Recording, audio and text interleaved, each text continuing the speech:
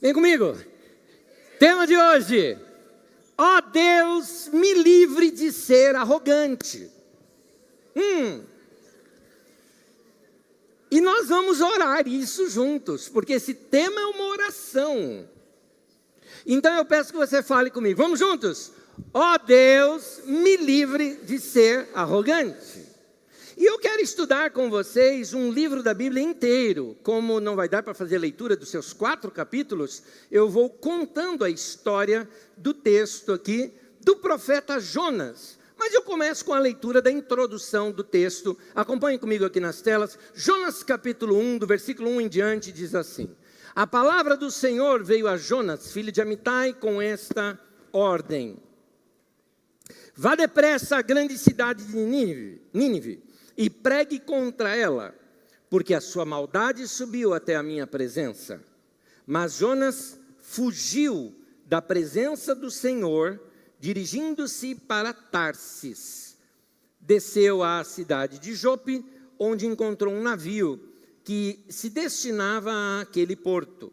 Depois de pagar a passagem, embarcou para Tarsis para fugir do Senhor. Interessante, você vem lendo a Bíblia Sagrada, pega Gênesis, por exemplo, né? E Deus disse, haja luz, houve luz. Deus disse, haja separação entre águas e terra, e houve a separação. E aí você vê aqui o livro de Jonas. E Deus disse, vá para Nínive, e Jonas não foi. E o cara era profeta. Para tentar te explicar um pouquinho o contexto, porque aí a gente começa a entender melhor. Esse texto foi escrito, vamos dizer assim, foi escrito no futuro. Vou tentar explicar. Enquanto a história de Jonas se passa aqui, o texto foi escrito muitos anos depois, contando a história desse profeta. É uma novela, uma história contada em cima, usando aquele profeta como modelo. Um modelo a não ser seguido por este povo que estava vivenciando uma outra situação aqui, a qual eu falo para vocês já já sobre ela. Primeiro nós vamos voltar lá na história. O que acontecia nesse tempo do Jonas? Nós estávamos assim. Israel havia sido dividido em 2 nações. Reino do Sul chamava-se Judá, de onde vinham os judeus. E Reino do Norte, Israel, continuou ficando com este nome. A capital do Sul era Jerusalém, capital do Norte, Samaria. Lá no Norte, eles começaram a receber sendo avassalados fortemente por um império que tinha surgido muito ainda mais ao norte, chamado Assíria.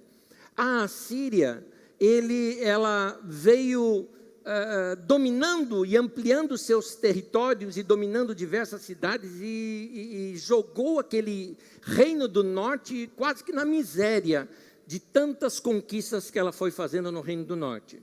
Chegou várias vezes contra a capital, mas o rei ali na capital fez acordos com a Síria. A Síria também passou por alguns problemas políticos, que parou dessas incursões de guerra. Enquanto isso, Jonas, juntamente com o rei, falou, é tempo de fortalecer a Israel, no caso Samaria, que era a sua capital, e vamos expandir os nossos territórios e tudo mais, e ainda vamos vencer os assírios. Ok.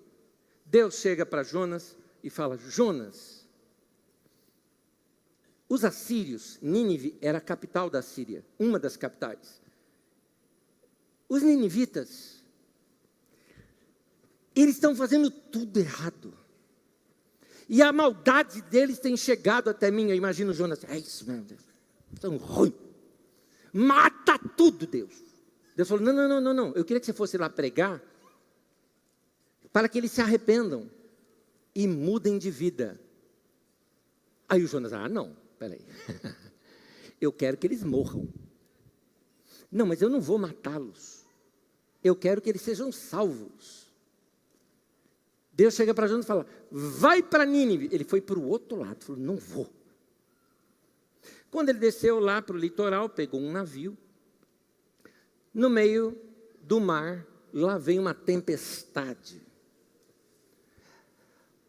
Todos os tripulantes ali começaram a perceber, essa tempestade é completamente anormal, os deuses querem nos destruir, alguém fez algo contra os deuses, ofendeu algum dos deuses, e ele vem nos matar. Jonas estava nem aí, foi dormir.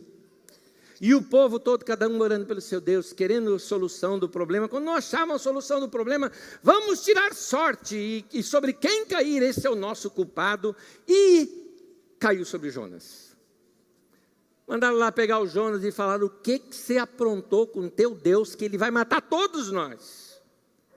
E o Jonas mostra mesmo que ele era um desobediente. O povo ali do navio não queria jogá-lo, sacrificá-lo. Eles eram bonzinhos. Foram bondosos, não vamos fazer isso. Mas Jonas falou: tem que me mandar, senão vai morrer todo mundo. E então jogaram Jonas no mar. Quando joga no mar, conta-nos a história que veio um grande peixe. A gente costuma falar baleia, né? Mas não é. É um grande peixe, isso faz parte da história. Um grande peixe veio, engoliu Jonas. E para você ter uma ideia, olha só como que era Jonas. Jonas era tão insuportável que ele está num navio, jogam ele para fora do navio. Um peixe come e vomita. Eu acho que o texto é de propósito que o texto cita dessa maneira. Só para você não criar uma imagem errada, né? Tem gente que pensa: foi uma baleia que engoliu Jonas. Jonas saiu por aquele buraquinho de cima da baleia. Não foi. Não foi nem baleia, nem foi por ali que ele saiu. E outra também, muitos pensam assim: então o peixe vomitou Jonas, Jonas então foi parar em Nínive. Não, gente, Nínive não tem nem praia. Se o peixe vomitasse Jonas para cair lá em Nínive, não chegava vivo. Então, o Jonas ainda teve que ir para Nínive, talvez uma viagem que em caravana duraria quase um mês de viagem para se chegar até o lugar. Ele vai para Nínive e a Bíblia cita o seguinte: Nínive era uma cidade muito grande, tão grande que precisaria de 3 dias para você atravessá-la. E aí diz a palavra ali que Jonas foi, finalmente, né, na base da forçado, e pregou para Nínive. Em um dia, ele pregou para a cidade inteira. Quer dizer, que pregação foi essa? Se você levava 3 para atravessar a cidade, ele foi gritando e correndo no meio da rua e falando para todo mundo se arrepender, tudo mais. Quer dizer, ele esperava que ninguém se arrependesse. E conta-nos a história que o povo ouviu e se arrependeu. E perceberam que o caminho estava errado. E se arrependeram e se converteram nesse sentido, e Deus não destruiu a cidade, e ainda abençoou a cidade. E o Jonas fica bravo. Ficou tão bravo que ele chega ao ponto de dizer para Deus assim: então me mata. Me mata, porque é o seguinte, eu sabia, o Jonas ainda fala, eu sabia, por isso que eu não queria ir. Eu sabia que o Senhor é um Deus que é todo misericordioso, que é todo bondoso, tal. Ele não gosta disso, Jonas, entendeu? E eu não queria isso. Então me mata, porque eu não quero um Deus assim. Isso é mais ou menos isso que o Jonas estava fazendo. E a história não termina. Ela para ali. Ela para num momento onde Jonas estava debaixo de uma, vamos colocar assim, mais próxima aqui para nós. Eu estou esquecendo o nome daquilo. Qual é o nome daquele que a gente colocava no estilingue e atirava nos outros? Mamona, isso. Lembra uma mamoneira, né? E ele estava ali dormindo, sossegado, tal, a mamoneira morreu. Ele fica bravo com Deus, porque a mamoneira morreu. E Deus fala o seguinte: você teve dó da mamoneira, mas não teve dó de gente? Quais são os seus valores, Jonas? Por que você preferia que esse povo morresse? Essa é uma história sobre algo chamado xenofobia. Xenofobia é uma aversão que você começa a criar para tudo que é estrangeiro. Xenofobia é o extremo do nacionalismo. Quando você quer matar as outras nações desde que a tua fique boa. Xenofobia é isso. E 2 coisas que eu queria lhes falar antes de prosseguir aqui na mensagem. Primeiro, esse texto foi escrito num outro contexto. Ele está contando a história do xenófobo Jonas para um povo que estava precisando ouvir aquilo. E essa pregação de hoje também está num outro contexto, onde eu estou procurando orientar os nossos queridos irmãos, pelo menos os que frequentam a nossa comunidade e são brasileiros, a pararem de fazer discriminação de pessoas e pararem de brigar com pessoas em cima de um nacionalismo idiota que nós estamos fazendo na nossa nação, matando os próprios brasileiros, porque nessa semana eu tive vergonha de ser paulistano, ao ver que paulistanos e gente do sul, sudeste, aqui, todo esse pessoal, a discriminação que foi feita diante dos nossos irmãos brasileiros nordestinos. Vergonha, vergonha. Essa xenofobia, essa purificação, esse orgulho de achar-se superior aos outros, não bate com o Evangelho de Jesus e nem com todo o contexto da palavra de Deus. Vamos voltar, vamos ver quando é que foi escrito esse texto. Esse texto já foi escrito muito tempo depois. Aquele reino do norte acabou sendo destruído mesmo pela tal Assíria. O reino do sul durou mais um tempo. Alguns anos depois, foram pegos pela Babilônia. E a Babilônia levou esse povo cativo, e eles ficaram muito tempo longe da sua pátria e perderam toda a chance de ter um nacionalismo. Não tinham mais pátria, não tinham mais terra, não tinham mais cidade, não tinham mais o templo, não tinham mais nada disso. A Babilônia é vencida pela Pérsia, e a Pérsia então libera para que todos voltem e reconstruam Jerusalém. Quando eles começam a reconstruir Jerusalém, se tornaram assim exclusivistas. No sentido, agora nós vamos ter pátria, agora nós vamos ter o nosso templo levantado. E através de Esdras e Neemias, começaram ali a reconstruir o templo e depois reconstruírem os muros da cidade e fortalecerem aquele lugar para que Israel voltasse a ser uma grande nação e forte. Muito bem, esses judeus que voltaram da Babilônia, quando estavam para reconstruir o templo, alguns israelitas que eram de outras tribos no passado e que não tinham sido deportados e que moravam ali naquela região, chegaram e falavam: vocês vão construir o templo do Senhor, nós servimos o Senhor todos esses anos, quando vocês não estavam aqui, vão reconstruir o templo, nós vamos ajudar, queremos reconstruir junto com vocês. Vocês falam: não, só nós é que vamos reconstruir, porque nós somos raça pura, vocês não, vocês ficaram aqui, se misturaram, tudo mais, vocês não, só nós é que somos os puros, é que vamos reconstruir esse templo do Senhor. Segunda coisa que eles fizeram, ainda veio um decreto entre eles da seguinte forma: todos vocês mesmo que voltaram com a gente, casou com mulher que não é judia, manda embora. Manda embora. Nós não admitimos estrangeiros entre nós. Mandar a mulher embora, olha o que significava. A mulher, ela não trabalhava, não tinha renda própria, ela dependia completamente do marido, ela era uma posse do marido. Mandando-a embora para que ela voltasse para a sua terra, significaria o seguinte: que ela viajaria até a sua terra, se lá na sua terra recebesse, ela ainda sobreviveria, senão, ou ia virar uma indigente, pedinte, ou ia morrer pelo caminho. Como se não bastasse: mas eu tenho filhos com ela, é filho com estrangeira, também vai embora junto, mandou as crianças embora junto também. Enquanto esses homens, líderes da nação, queriam purificar a nação, numa espécie de arianismo judaico da época, querendo purificar a nação, então, vêm os profetas. Profeta não cala a boca, profeta é chato, Tem uma história na Bíblia muito interessante, de um dos reis de Israel e o rei de Judá, eu acho que era o Josafá, em que os reis têm uma guerra, juntam-se os dois para se defenderem na guerra, e eles falaram: não tem algum profeta para a gente consultar, para saber a direção do Senhor? E aí então falaram o seguinte: tem o profeta tal. O rei falou: esse aí não, ele só fala coisa ruim para mim. Então os reis tinham problemas com os profetas. Por quê? Porque, gente, profeta não pode estar de rabo preso com política.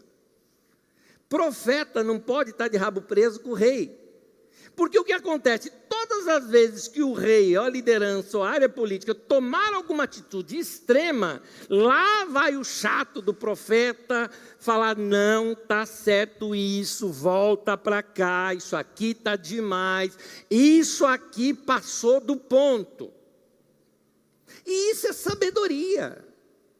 Os profetas ensinavam esse equilíbrio, essa sabedoria, que iria fazer com que as pessoas não cometessem erros graves que muitas vezes fazemos no ímpeto ou no desequilíbrio do nosso fanatismo. Você já ouviu falar que política, futebol e religião não se discute?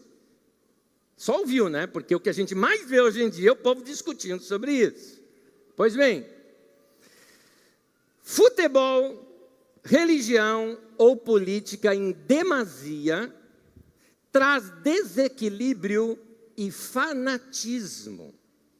Sabedoria traz equilíbrio e uma mente mais aberta. Eu estou desconhecendo a igreja nesses dias. Que fanatismo é esse que está no meio do povo? Quem me dera que vocês pregassem o evangelho igual vocês defendem seus candidatos de política. Quem me dera. Quer dizer, mais ou menos. Mais ou menos. Porque se for defender mandando os outros para o inferno igual vocês mandam, eu prefiro que vocês não preguem. Porque esse não é o evangelho. Esse não é o evangelho. Vocês estão se separando de amigos por causa de política? É isso mesmo que vocês estão fazendo? Gente, eu não estou pregando para ninguém lá fora, estou pregando para os membros aqui dessa comunidade de carisma, da qual Deus me colocou para ser o seu pastor. E como eu já te disse, profeta é chato. Ele vai pegar do outro lado, ele vai pegar no calo, apertar e falar, está vendo? Não era para fazer assim, ó. Que evangelho é esse que nós estamos vivendo, que estamos separando famílias? As rixas que acontecem na nossa nação, vamos fazer assim, tem tanta rixa, não é? Principalmente de futebol. Eu me lembro, aqui em São Paulo, como nós temos 4 times grandes, né? Temos 4 times grandes aqui em São Paulo, né? Nós temos aqui o Corinthians, o São Bento, Quinjaú e Português Santista, né? Então, nós não temos tanta rixa, temos, mas não é tanto. Os irmãos lá de Porto Alegre, eu queria que vocês soubessem, eu fiquei espantado quando eu fui para Porto Alegre e vi a rixa que tem entre o Grenal. Meu Deus, como é que é aquilo? A rixa que existe entre atleticanos e cruzeirenses, a rixa que existe hoje no Rio é mais entre Vasco e Flamengo, e essas rixas todas, né, causando divisões. Hoje nós estamos vivendo rixas por causa de posturas políticas. Isso separando igreja, separando família, separando amigos, gente se ofendendo. Onde é que está o evangelho nisso? Quantas vezes eu vou precisar insistir o seguinte: Jesus não é cabo eleitoral de ninguém, por favor, não use o evangelho para defender nenhum candidato. Nenhum. Nenhum desses que está aí é um autorizado de Deus, é um enviado de Deus. Nenhum. Ah, não é de qualquer tua posição. Minha posição é que nenhum presta. Ponto. Quer saber a minha? Essa é a minha posição. É tudo gente, igual eu, que também não presto, desgraçado, sem a graça de Deus na minha vida. Mas com a graça de Deus, aí a gente ganha um pouco de graça. Por isso a gente se arrepende e procura viver o evangelho, amando pessoas, servindo pessoas, dando o nosso melhor para eles. É assim que a gente tem que viver o evangelho. Mas não coloque o evangelho nessas coisas. Esse nacionalismo que a gente está vivendo pode estar jogando gente fora. Tem cristãos falando contra o estrangeiro. Você não lê a Bíblia? 3 áreas que a Bíblia fala que nós temos que defender: órfão, viúva e estrangeiro. Estrangeiro é refugiado. A Bíblia condena se você pega um refugiado e paga para ele um salário mais baixo do que os seus conterrâneos. E isso é feito aqui nos semáforos das nossas cidades de Osasco, com nossos queridos haitianos que estão aqui, ganhando uma miséria para poder sobreviver. E gente abusando dessa mão de obra barata. E dizendo, volta lá para a tua terra. Estamos agora recebendo os venezuelanos. Falando, volta para a tua terra. E você é o quê? Alguém aqui é nato descendente de índio nasceu na tribo e fala tupi-guarani até hoje? Então é tudo estrangeiro aqui também, meu querido. Todos nós. Como é que a gente pode falar mal do outro quando a gente também é? Aliás, um outro texto escrito nessa mesma época foi o texto de Ruth, aonde uma moabita se torna um referencial de vida. E termina o livro dizendo que ela foi bisavó de Davi. E o pessoal mandando, todo mundo que era casado com moabita, mandando elas embora. O que o profeta está querendo dizer com aquele texto? Dizendo o seguinte, muito bem, mandar embora a bisavó do rei Davi. É isso que o texto está dizendo. Agora no texto de Jonas, está ensinando isso para a gente, que Deus é misericordioso para com todos, e que Deus ama a todos. E que esse deve ser o nosso comportamento, essa deve ser a nossa vida. Nós não somos maiores do que ninguém, nós não somos melhores do que ninguém. É por isso que o título da mensagem, vamos lá de novo, ó Deus, me livre de ser arrogante. Primeira coisa que eu queria falar com vocês, primeiro, e aqui eu quero depois que você repita comigo também, é, ó Deus, me livre de considerar-me grande aos próprios olhos. Vamos falar juntos? Ó Deus, me livre de considerar-me grande aos próprios olhos. O que a Bíblia nos ensina, Romanos 12, versículo 16, é o seguinte: tenham uma mesma atitude uns para com os outros. Não sejam orgulhosos, mas estejam dispostos a associar-se, a comer junto, a estar junto, a servir, a ter parceria, a pessoas de posição inferior, e aqui está falando de vida financeira mesmo, de classe social diferente da sua.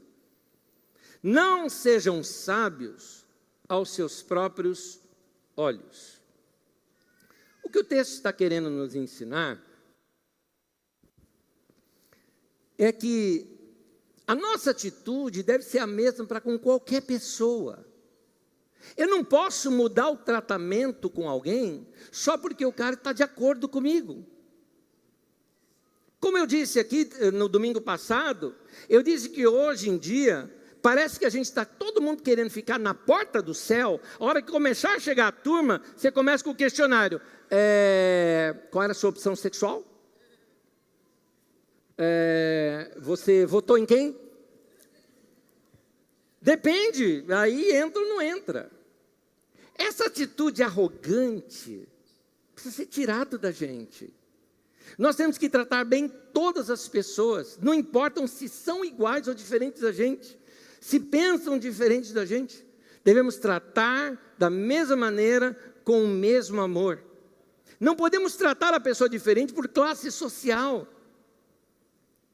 Nós já vimos situações, por exemplo, eu me lembro, eu e minha esposa, uma vez estivemos num determinado shopping, eu não vou falar aqui que é um shopping da nossa região aqui de Alphaville, não vou falar isso, mas onde as pessoas, alguns vendedores acabam tratando as pessoas de acordo com a classe social. Em algumas lojas, a pergunta sutil da pessoa era assim, você mora onde? Em outras palavras, qual residencial você mora, né? Então, a gente tem que responder assim com um sotaque estrangeiro, né? Eu moro em Vila Yolanda.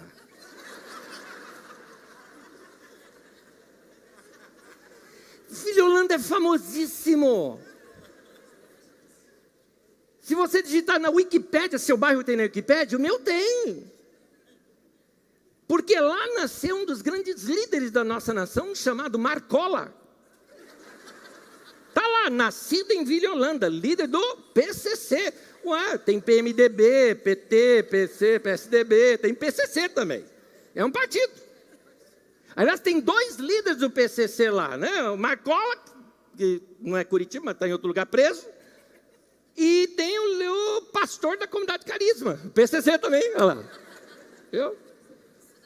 E aí, quando você fala isso, muda a maneira de você ser recebido. Magda foi maltratada, maltratada, desprezada, né? Sabe quando a pessoa pergunta, você é de qual residencial, né? E quando ela fala, não, eu sou de Osasco, a pessoa, tá bom, parou de atender, vai atender outro. Tem grana para comprar que não seja de Osasco.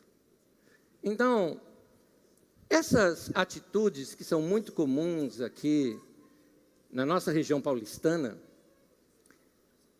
não tem nada a ver com o Evangelho isso. O Evangelho não é assim. Então, olha o que é que a Bíblia diz através do apóstolo Tiago e através do apóstolo Pedro. Diz assim: Deus resiste os soberbos. Deus resiste. E a palavra resistir aí está dizendo: eu vou ser sua oposição se você for soberbo.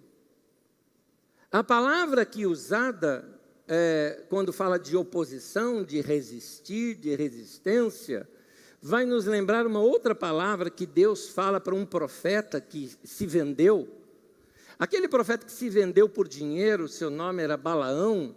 Deus diz assim: eu vou sair como seu adversário. E a palavra ali usada como adversário é a mesma palavra que nós traduzimos para Satanás. Sabe que, em outras palavras, o que Deus estava dizendo para aquele profeta? Deus estava dizendo: você é tão arrogante, você deixou se vender, que eu vou ser o diabo na tua vida. Aí a coisa pega. Aí a coisa pega. Então, Deus resiste os soberbos. Deus se coloca em oposição quando você é soberbo, cheio de si. Então aqui, queridos, a parte de qualquer posição política que temos nesse nosso tempo, eu quero dizer que a manifestação de alguns brasileiros, eu confesso, quando se trata dos brasileiros, eu não tenho tanta esperança, porque a nossa cultura brasileira é essa cultura que ainda precisa ser muito educada. Mas quando se trata da igreja de Jesus, Jesus disse assim: vocês são o sal da terra. São vocês que têm que dar o sabor do reino de Deus na terra. E ele diz ali no texto: se o sal perder o seu sabor, não presta para mais nada, senão para ser jogado na terra e pisado para os homens, vira pó. O sal sem sabor e terra é a mesma coisa, joga na terra porque não vale para nada. Se a sua vida cristã não está dando sabor, e que sabor é esse, Anésio? Jesus falou: bem-aventurados os pacificadores. Jesus falou bem-aventurados os humildes. Jesus falou bem-aventurados os mansos. Como é que você pode incitar violência ou concordar com violência?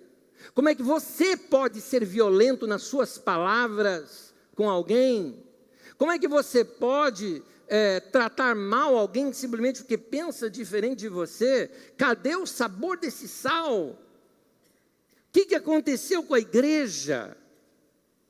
Aliás, a igreja, nesse nosso tempo, virou também uma igreja arrogante. Aqui eu estou tirando agora desse contexto atual nosso de política. Estou tirando. Vamos tirar. Vamos voltar para o contexto anterior a tudo isso. A igreja está arrogante. Nós estamos com uma mensagem que não se refere ao Evangelho, que está nos dando orgulho de ser cristão. Cristão, antigamente, que eu entendia, era servo de todos, mas hoje parece que porque a gente é crente, a gente tem que ter uma posição maior do que os outros. Já viu isso que acontece? Não mexe comigo não, hein? Eu sou filho de Deus. Sou filho do rei, não mexe comigo. O que está falando? Sou corpo fechado, banho de arruda. É a mesma coisa. Isso é sincretismo religioso. Isso não é evangelho não, meu querido. Não é assim. Os seguidores de Jesus são mansos, são humildes. Eles se comportam de um jeito diferente. Por isso a luz deles brilha diante dos homens. Porque é raro. É raro. O Evangelho foi para ser pregado para os pobres. Por isso, a nossa atitude deve ser sempre a atitude de um pobre. Mesmo que eu tenha dinheiro, eu tenho que ser simples. É o que a Bíblia diz: diz isso aos ricos desse mundo, que não sejam orgulhosos. Não é errado ser rico, o errado é ser orgulhoso. Tem que ser simples, tem que ser humilde, tem que ser servo de todos. Eu gosto de gente que não tem pedigree, sabe? Eu gosto. É legal ver. Eu gosto de gente que é simples, que ele é, como a Bíblia diz no livro de Mateus, que é pobre de espírito, é de coração. Ele é humilde. Ele serve os outros. Ele não fica requerendo para si títulos e cargos. Aliás, tem esse negócio de unção, isso e aquilo no meio da igreja. Gente, estou sendo honesto com você, estou sendo muito transparente. Eu tenho nojo dessas coisas. O que é isso? Querendo tornar algumas ovelhas especiais, mais especiais do que os outros. Eu não tenho nada de mais especial do que você, só tenho um dom aqui de falar, de ser tagarela, de ensinar. Só por isso que se fosse você, era você que estava aqui, eu estava sentado, e somos irmãos do mesmo jeito. Não tem diferença entre nós somos irmãos e somos iguais. Mas o comportamento de alguns cristãos parece que quer ser superior ao outro, que tem mais poder do que o outro. Eu vou te contar uma história de mais de 4 anos atrás, mas que me marcou. Eu tinha entrado numa padaria, aí um irmão me reconheceu na padaria, estava ali no balcão, Anésio, tudo bem, tal, me cumprimentou, tinha um irmão do lado dele, o irmão ficou olhando assim para mim, o senhor é o pastor Anésio? Eu falei, sou. Da Carisma? Eu falei, é. Ô pastor, eu precisava falar com o irmão. Eu falei, pois não, querido, que bom. Então, pastor, precisava contar uma coisa para o irmão. Deus tem me dado muitos dons, viu? Deus tem me dado muitos dons. Eu quis quebrar um pouquinho aqui. Eu falei, sim, meu irmão, para você e para todo mundo, né? Todo mundo tem. Todo irmão do corpo de Cristo tem dom, né? Que maravilha, né, meu querido? Que coisa boa a gente poder servir com os nossos dons. Então, irmão, Deus tem me dado um dom de cantar. Irmão, quando eu canto, e ele já começou, né? Quando eu canto, aleluia, na padaria, aleluia. Se for nos dias de hoje, eu já falaria, emendaria, né? Glórias a Deus, né? E o irmão, né? Aleluia.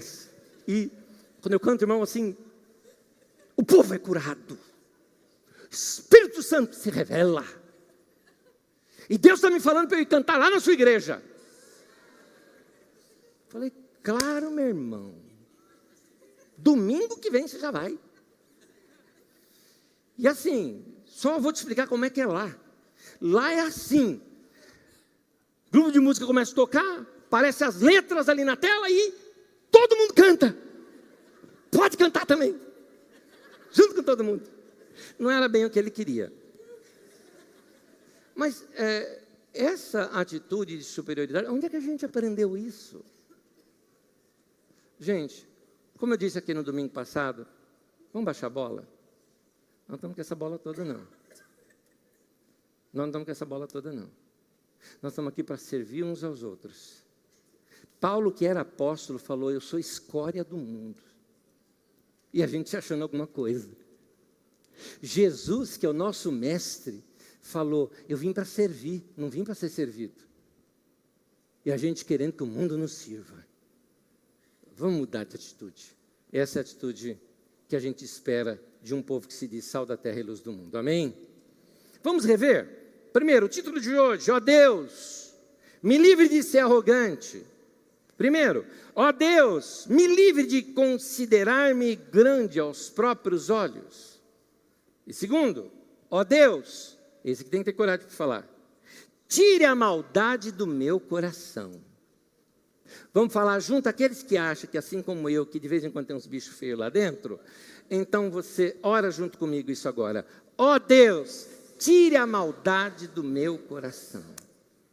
Quando eu estou falando do bicho ruim lá dentro, da maldade, eu estou dizendo, quando a gente toma essa atitude arrogante, que é o oposto de ser simples. Eu estou falando de simplicidade, não de simplismo, não é isso que eu estou falando. E eu também não estou falando de ser simplici. Simplici é tolo. Eu estou falando de simples. Simples vem de simplicidade, que é o mesmo que a Bíblia se refere a puro de coração. Pureza. Gente pura. Gente que pediu isso para Deus, tira a maldade, e Deus tirou. Agora o indivíduo é bonzinho. Uma boa pergunta. Se eu entrevistasse alguém que trabalha com você, o que ele fala de você? Você é maldoso ou você é bonzinho? Que atitude de coração nós temos? Simplicidade aqui está ligada à pureza. E eu quero ler um texto bíblico, segunda carta de Paulo aos Coríntios, diz assim no capítulo 11, versículo 3. O que eu receio e eu quero evitar é que assim como a serpente enganou Eva com astúcia, a mente de vocês seja corrompida e se desvie da sua sincera e pura devoção a Cristo. E aí eu coloquei uma outra frase de uma outra tradução do mesmo texto que diz assim: e se apartem da simplicidade que há em Cristo. Deus, tira a maldade do meu coração. Tira a maldade do meu coração, porque eu ando julgando pessoas, porque eu estou me achando superior a elas. Tira a maldade do meu coração, porque na minha maldade eu faço igual o Jonas, quero mais que morra mesmo. Tira a maldade do meu coração, porque eu não admito que tal pessoa seja melhor do que eu. Tira a maldade. Uma pessoa essa semana veio num discurso aí comigo, não, porque tem mesmo, é bandido bom, é bandido morto. Eu falei, querido, eu sou cristão, eu não consigo pensar assim.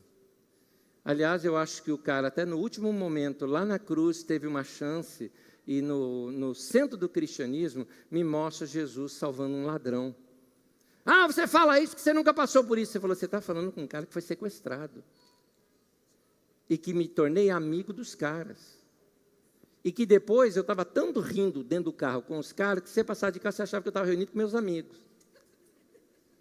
E tem mais, hein?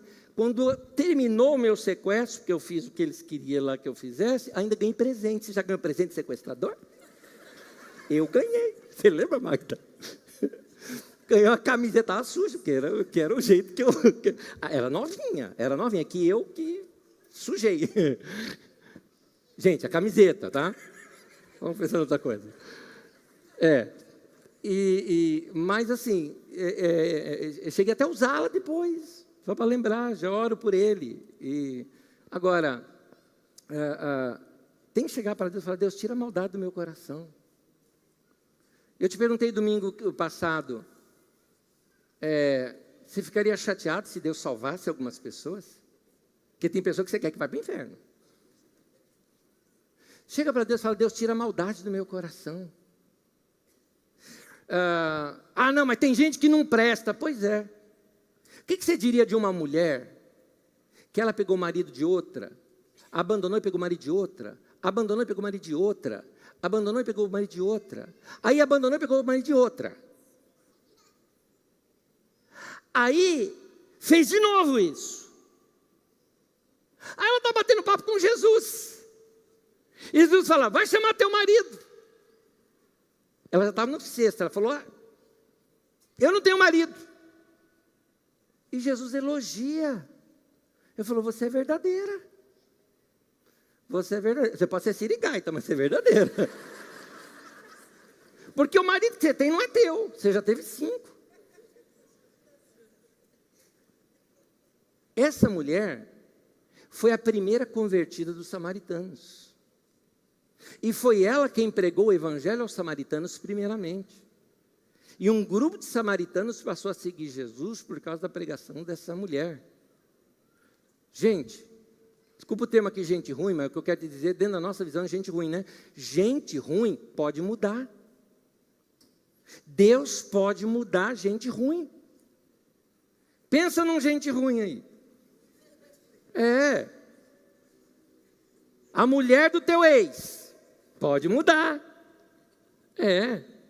Teu ex. Pode mudar. Vamos acrescentar, vamos piorar a situação? Vamos pensar num bicho ruim, pior ainda. Olha no espelho. Ou você acha que você é bonzinho? Paulo apóstolo, aquele homem de Deus, olha o que ele fala de si. Põe para mim o texto, 1 Timóteo. Paulo apóstolo diz assim, esta afirmação é fiel e digna de toda aceitação. Cristo veio ao mundo para salvar os pecadores, dos quais eu sou o pior. E você acha que você é melhor do que ele? Querido, você mudou. O evangelho mudou Paulo. O evangelho me mudou também. Portanto, a gente tem que acreditar que pessoas ruins podem mudar. Era isso que estava sendo ensinado para Jonas. Jonas, gente ruim pode mudar. Por isso, perdoe. Por isso, ore por elas. Amém?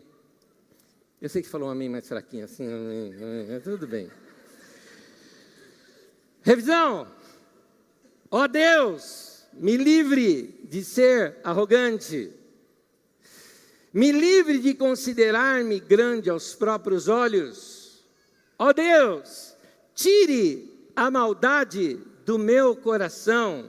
Terceiro e último, ó Deus, me ensine a amar a todos. Fala comigo. Ó Deus, me ensine a amar a todos. Seja simpático com todos. Ame a todos.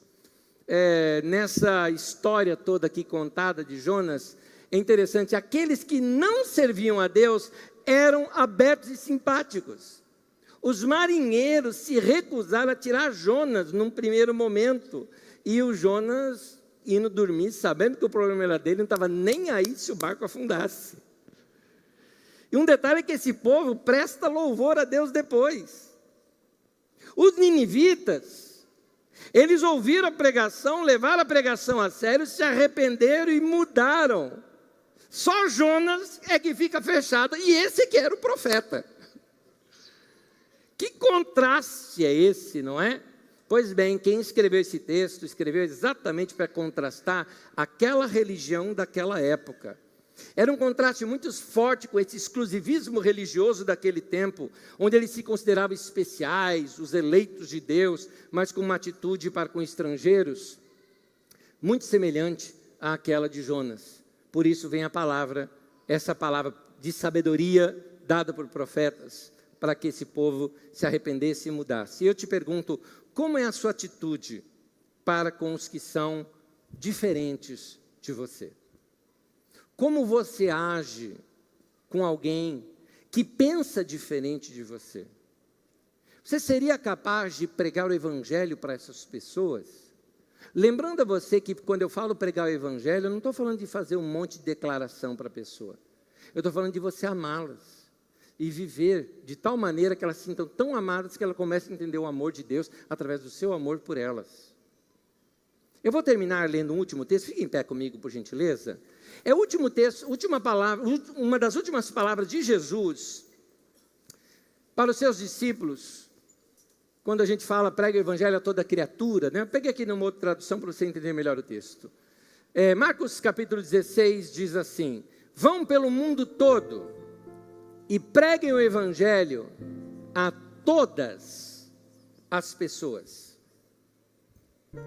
Pregar o evangelho para todas as pessoas é amar todas as pessoas. Não dá para pregar o evangelho sem amor. Como é que você vai falar do amor de Deus se eles não notarem o amor em você? Só dá para viver o evangelho amando.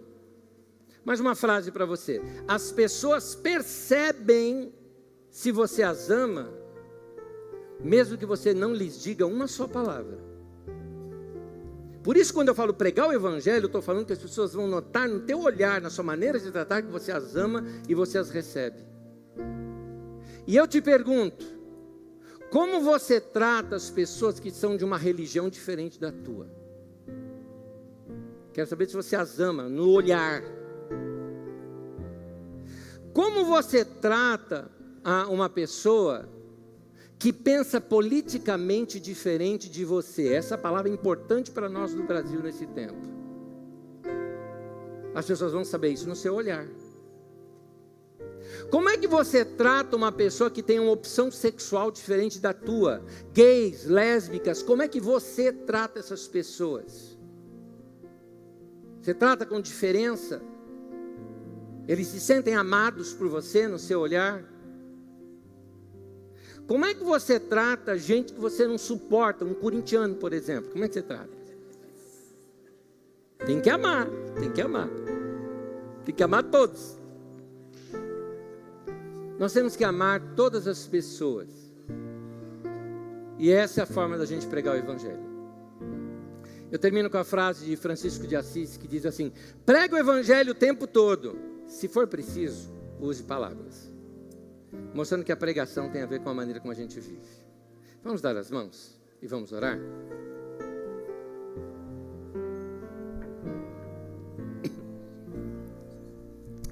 vamos orar juntos, já que o tema de hoje é pedindo para Deus, para remover do nosso coração toda arrogância. Vamos pedir para Deus isso. Fala: Deus, me dá um novo coração.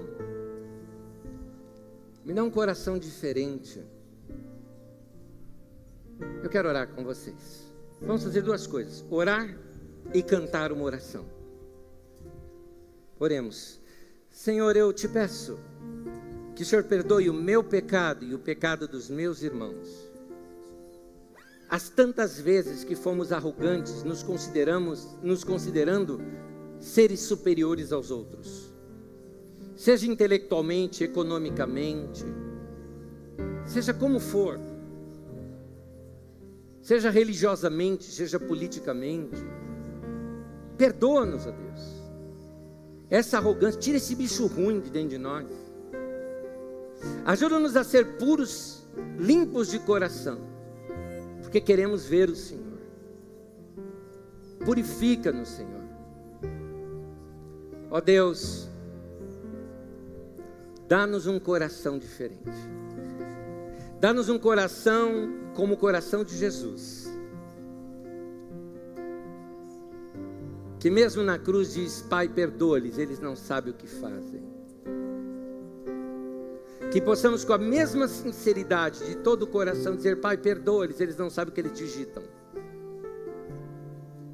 Perdoa-lhes, ó Deus. Que o nosso coração, a gente possa saber enxergar nossos próprios defeitos, os nossos pecados, e correr para a Tua graça, e sermos abraçados pelo Senhor, e uma vez perdoados pelo Senhor, perdoarmos a todos também. Mexe em nosso coração, ó Deus, em nome de Jesus. Recebe essa nossa oração sincera. Somos gratos de que o Senhor está ouvindo essa oração, perdoando os nossos pecados e nos tornando novos hoje aqui novamente. Em nome de Jesus. Amém.